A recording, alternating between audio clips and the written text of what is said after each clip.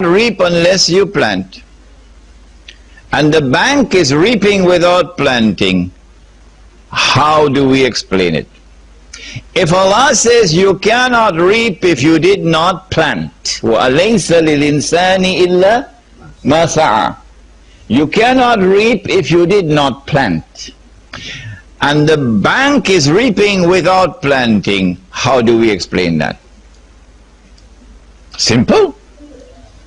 The bank is reaping what others are planting. The bank is reaping what others are planting. The banker, the money lender, is living off the sweat of others. He's like a pimp. He's like a pimp. The money lender who today is dressed up in civilized language and is called a banker is like a pimp. He lives off the sweat of others. That's what he is. This is oppression. This is dhulm. That one people sit down very comfortably in luxurious homes by the seafront and have swimming pools and drive Mercedes-Benz motor cars and go on vacations to Disneyland, while the rest of the people must work like jackasses in order to allow them to live the affluent life. Do not allow this poison of riba to enter and take control of the economy. Because when it does, a blood-sucking, predatory elite, a blood-sucking, predatory elite. What's a predator?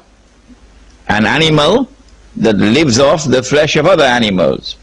A blood-sucking, predatory elite will now take control of the market, and they will suck the blood of the masses. And so when an economy is based on riba, the rich will keep on growing richer, while the masses grow poorer and poorer. Allah subhanahu wa ta'ala responds to this riba, and he uses a methodology of a stage-by-stage explanation, and he uses a stage-by-stage process through which to eradicate riba. In the first stage, he teaches the subject.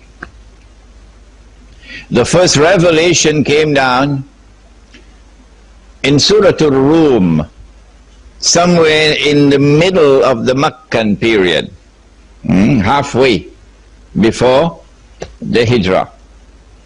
And in that first revelation, the language is still mild but sufficiently strong to wake us up to how important this subject is.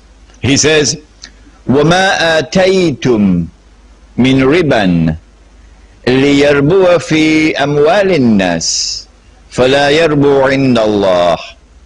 And that which you put out, that which you invest as a riba transaction, that your capital might increase in the wealth of others, meaning at the expense of others. فَلَا يَرْبُو عِنْدَ اللَّهِ. It will not increase with Allah. Allah is displeased with this. وَمَا آتَيْتُم مِّن زَكَاةٍ. This is, remember, Makkah. So now zakat in Makkah is charity, voluntary charity. That which you give in charity, وَمَا آتَيْتُم مِّن زَكَاةٍ تُرِيدُونَ وَجْهَ اللَّهِ. And when you give that charity, you do it seeking Allah's pleasure. فَأُولَٰئِكَ هُمُ الْمُضْعِفُونَ. It is this transaction which will lead to multiple increase with Allah. And so he begins to teach the subject of the prohibition of riba through a contrast between riba and charity.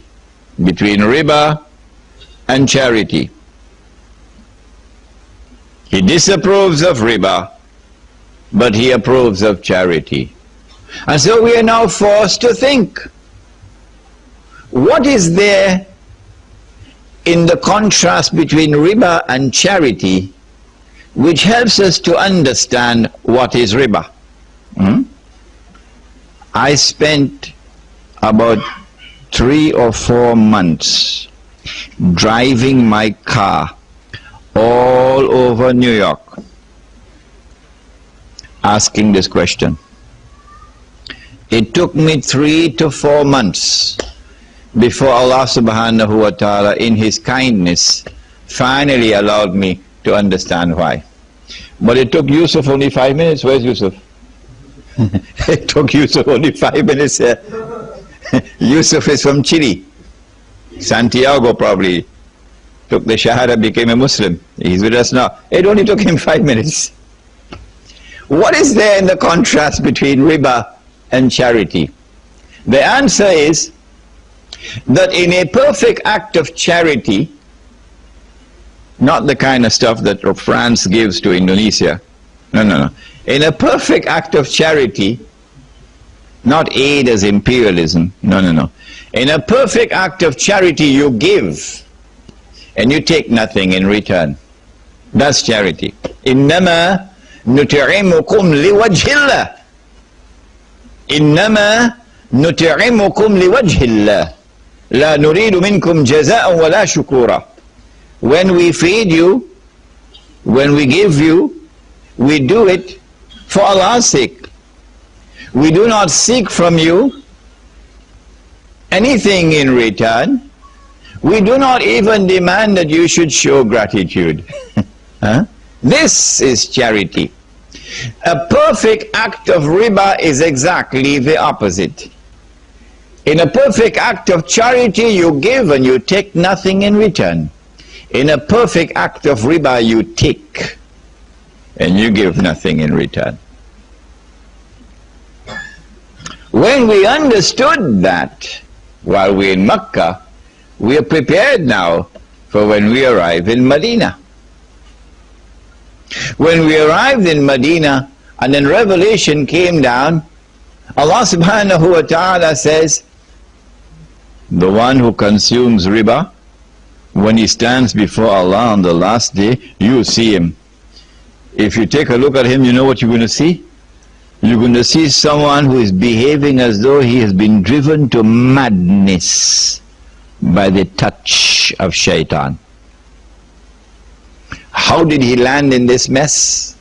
Allah explains. This is because he argued, إِنَّمَا الْبَيْعُ مِثْلُ الرِّبَا. He arguing that business and riba are the same. Allah responds, He says, وَحَلَّ اللَّهُ الْبَيْعَ وَحَرَّمَ الرِّبَا. Oh no. Allah has made business halal, but He has made riba haram. And so now we are forced into the second lesson.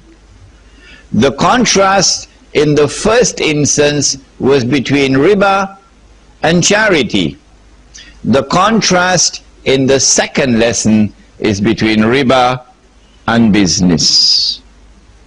What is there in business that is not there in riba? The answer is that it is in the essence of a business transaction that you must admit of the possibility of either a profit or a loss. If that is not there, it ain't riba, it ain't business. If it does not admit of the possibility of a profit or a loss, it ain't business.